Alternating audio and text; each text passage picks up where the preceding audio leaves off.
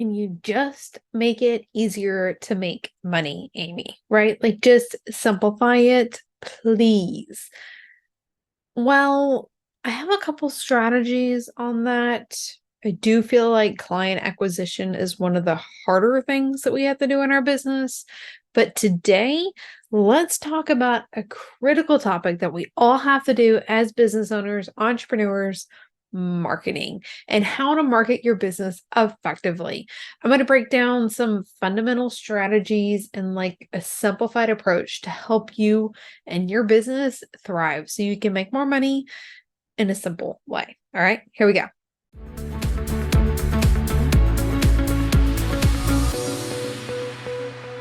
Welcome back to another episode. Let's talk about how to keep marketing your business simple. Okay. So we all have to market, right? Like we have to have effective marketing to be able to attract customers. Even if you have a referral business, your marketing's in place so that when your referrals come to check you out, like it looks like your doors are open for business, right? Of course, marketing helps like with your brand awareness and like making sales and all of the things, okay? But it doesn't have to be complicated. I find it oftentimes we overcomplicate this, myself included. I've got my hand up. So, of course, the first thing that we need to do to be able to effectively market our business and keep it simple is knowing your target audience and your messaging and all those things, okay? I'm not really going to go into that today because I feel like that is something that we have to constantly be working on and constantly tweaking. So, like, that's the thing that's like ongoing. So, if you're waiting to get it perfect before you try anything, like, that's the only caveat there I want you to be aware of. Like, there was somebody in one of a group that I'm a part of that was like, okay, I'm thinking about starting a podcast, but like, I don't know if I have my target audience right. Okay, like just get started because most of us are pretty close. We might make gradual shifts in like your target market. And if you're listening, you've probably have heard me shifting slightly and like who I'm calling out that I'm speaking to, right? But it's basically been the same person all along. It's just tweaking my delivery of that and my awareness of who that person is. And then, of course, the market is constantly evolving. So I feel like our messaging is as well. Now that we've gotten that out of the way, the next thing that most of us think of is like our sales strategy and like we have to be doing all the things, right? Because somebody's doing this now, so we have to go chase that shiny object, and now we've got to add that in, and now there's a new platform, and are you on Threads, but like are you on TikTok, and all of these different things, right? You don't have to be everywhere at once. Like we can have a streamlined, simplified process. So to keep your marketing simple, I want you to look at what's working right now. Now, if you're in a place that like I just need sales, I feel like your target market and your messaging and some of those things, like we just need to be able to talk to more people. There's a little bit of a shift there. And actually, I've just updated cash flow unlocked as of the time of this recording to focus in a little bit more on that because that was part I needed to explain it better inside cash flow unlocked. So if you haven't checked out that workshop, I'll put a link for that in the show notes for you. But you don't have to be all the places at once. So, okay. So like we need to talk to people and that can be one level of awareness, but like your marketing on an ongoing basis, you don't have to do all the things. We need to find the things that work and keep doing more of those.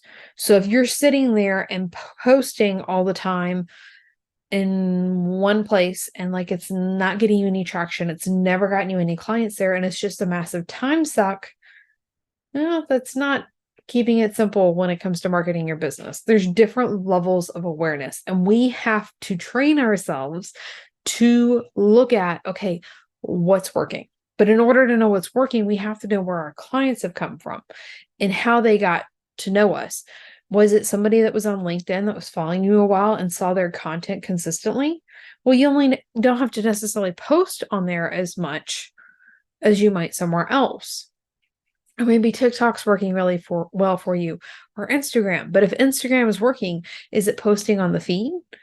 Is it having those DM conversations? Is it your stories?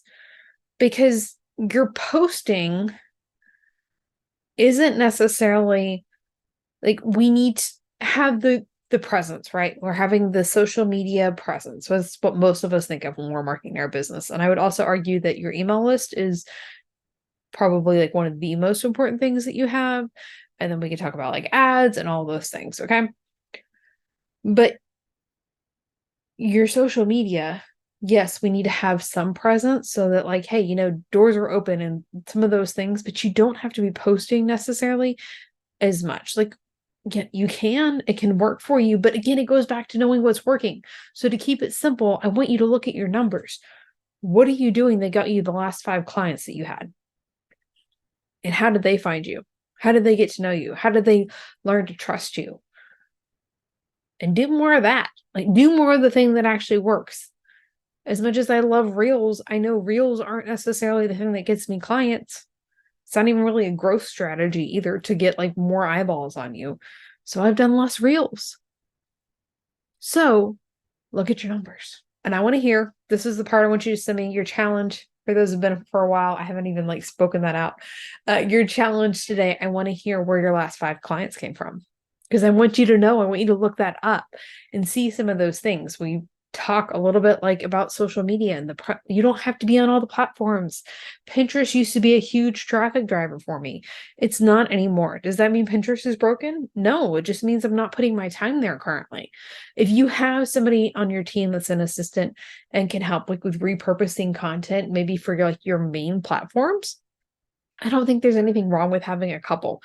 So for me, Instagram is the social platform that I drive people to, but I'm on Facebook just as much, and I have just as much like conversations there on Facebook. And then LinkedIn is another one for me, but it's a different type of platform. But then I'm also on YouTube as well. And YouTube is set up more like a search engine. So like I use that in that manner, but those things, they're a little bit different. I'm not like, hey, go do all the things everywhere, because a confused mind doesn't buy, right? We have one thing, we're setting the intention, but we've simplified the marketing. So the messaging is the same across everywhere, but the calls to actions, the things that we're doing, we're keeping it simple. It can repeat, just tweak things to make it work, but only do more of the stuff that's actually working. Okay. That's like my thing here. Okay. The only thing that I want you to make sure you're doing is emailing your list, right? Email marketing is still one of the best tools that we have, even if it's just nurturing, keeping people. Of course, you've got to build your email list, and there's different ways to do that. We can go into that in another episode if you'd like. I can share my personal experiences as well. Don't be afraid to email your list at least once a week. Twice a week is what I strive for. We created the money moments now. So if you're on my list, you're getting an email from me twice a week at least. But your email list continually showing value. Okay. Giving them information and appreciating them. Yes, we all want to grow our email list. By industry standards, I have a small email list. But you know what? I appreciate each and every one of you. And I have a fun little notification that goes off on my phone to appreciate each and every one of you, because I know how important it is. I know how busy our email inboxes get, and I appreciate the fact that you let me hear. I appreciate the fact that you are listening or watching, if you're on YouTube, to this podcast. Like, there's a ton of information out there. So while we are simplifying our marketing, there is gratitude and appreciation for each person that's in your realm, in your world. And that also magnifies your marketing efforts, because you appreciate more of the people that you have. And that like is actually an attraction strategy in and of itself. But you got to know your numbers. Like, that you can't tell me where your last 5 clients have come from if you're not tracking your data and measuring your data. And I think 2 weeks ago, I talked briefly about the calculator that I'm working on that's going to kind of help you with that, to see if you're tracking the right numbers in your business. I think we're going to call it like the unstoppable or unlock your cash flow calculator, somewhere in there. Anyways, if you want to check that out, just send me a message on Instagram. I don't know that I'm going to make that available on my website. On Instagram at Aimee Cerka. All right. So that's what I've got. We don't have to be everywhere. Keep doing more of the things that are actually working. Email your list consistently. Appreciate the people that you have. Don't degrade them. Like, oh, I only had 10 likes on that post. Okay, that was 10 likes. There's like statistics that show how many posts people scroll by before they like something. Appreciate what you do have. Don't get distracted by shiny object syndrome. Knowing your numbers, email your list. All right, that's what I've got for today.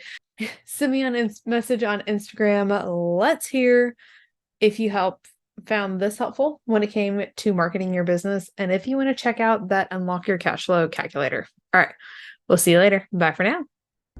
Thank you so much for listening to the Your Money, Your Life podcast. Wondering what's next? When you're ready, there are different levels of support that you can use on the path to creating unstoppable finances and your unstoppable life. After all, your finances are unique and your support should be too. Ultimately, we'll create a customized plan to ditch financial struggle for good that works for you, your goals, your priorities, your life. Go to workwithaimee.com to get started with one of our most popular programs, or you can book a Q&A call with me and we'll figure out what your next step should be.